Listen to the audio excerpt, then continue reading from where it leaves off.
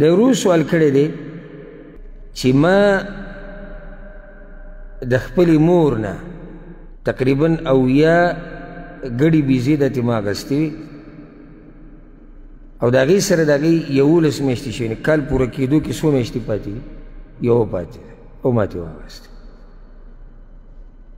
اوس سوال دا دی چې زکات به زه ورکوم که هغه به ورکوي او دا به څه مسله وي جواب دا دی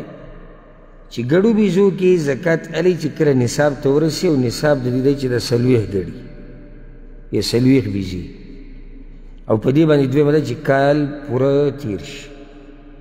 امام ابن ماجه حدیث راوړی دی د عایشه رضی الله عنها نه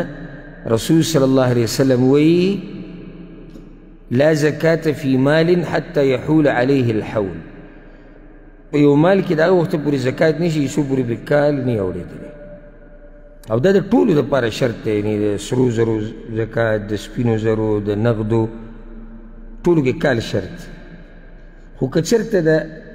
یعنې د ملکیت د کال پوره کېدو نه مخکې ختم شو نو بیا پکې زکات نشته ملکیت څنګه ختمیږي لکه مال ګډوډ شو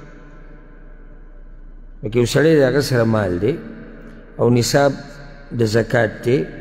او د انتظار کې دی چې کال به پوره کېږي او 10 میاشتې پوره شوي وي او غله رالو د هغه مال یې ټول پټ کړو یا د خرڅ کړو 11 میاشتې شوي وي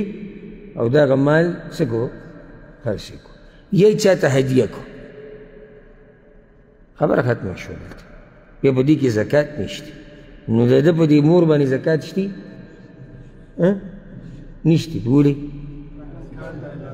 کال ته نه رسېد او په دې زکات شتي ولې ده باندې هم کال لا نه دی پوره شوی ځکه چې د ده به نوی حساب کېږي د ده حساب د هغه وخت نه چې کله ده ته ملکیت د هغې رانقل شو او د ده په ملکیت کې شو دا مال نو بیا د ده حساب شروع شو دا هغه زنانه حساب چې د هغه څه شو هغه ختم شو والله اعلم